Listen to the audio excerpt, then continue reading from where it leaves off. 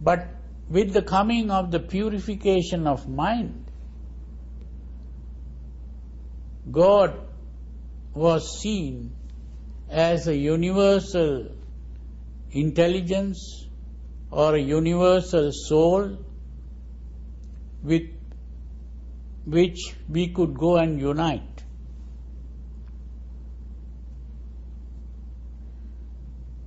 So we began to think in terms of a soul,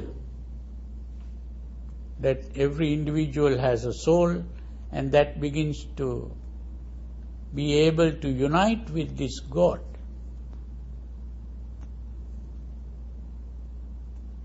That is mysticism. But there is a stage beyond that. And when it comes to the higher level,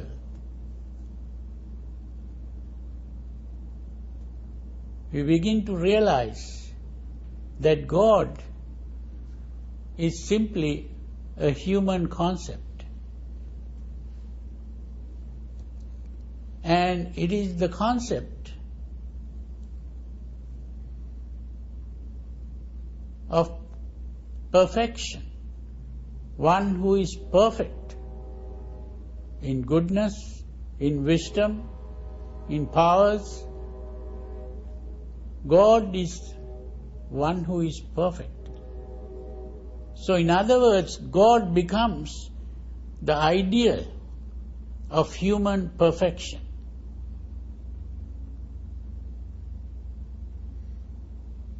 God is the ideal of human perfection that human beings conceive and struggles to realize, to attain to, through the practice of religion. So the whole practice of religion becomes an effort to reach that state of perfection.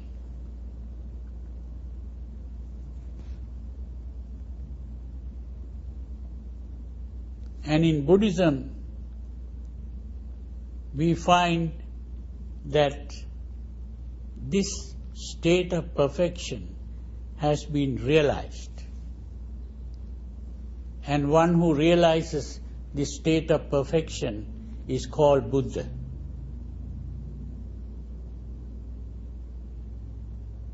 So in other words, Buddha is not just an ordinary human being, not just a philosopher like Socrates or Plato. Buddha is man or woman become God.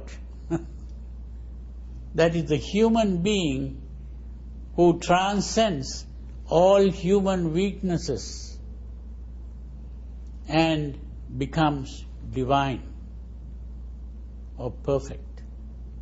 This is the meaning of a Buddha. Now there is a sutra where some Brahmin during the time of the Buddha, he came to the Buddha and asked a question. He saw the Buddha as a person who is very uncommon, someone very different from the common people. And he asked, "Are you a deva, a god, some celestial being who has taken a human form?" He said, "No." Then he asked, "Then are you a devil who has taken a human form?" He said, "No." "Then are you some kind of angel or some celestial being?" Said, "No." "Then are you a human being?" He said no. So this is very important to understand, that he didn't say he was a human being. And then this man asked, well, you have said no to all my questions. Who are you? And he said, if due to the presence of certain conditions, a person could be called a god, those conditions are not present in me. If due to the presence of certain conditions, a person could be called a devil, those conditions are also not present in me. If due to the presence of certain conditions, a person could be called some kind of celestial being, those conditions are not present in me. If due to the presence of certain conditions, a person could be called a human being, those conditions are also not present in me. And he said,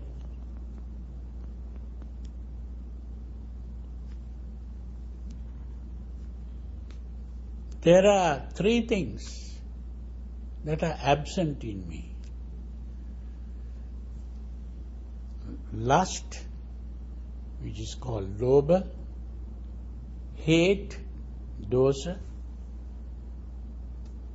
and all selfishness or the concept I am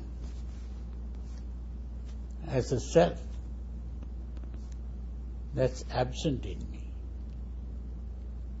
It is like a lotus that grows up in the water, is born in the water, grows up in the water, rises above the water and stands unsoiled by the water. In the same way, I have been born in the world, grown up in the world, but I have risen above the world and I stand unsoiled by the world. So this is the ultimate level of evolution.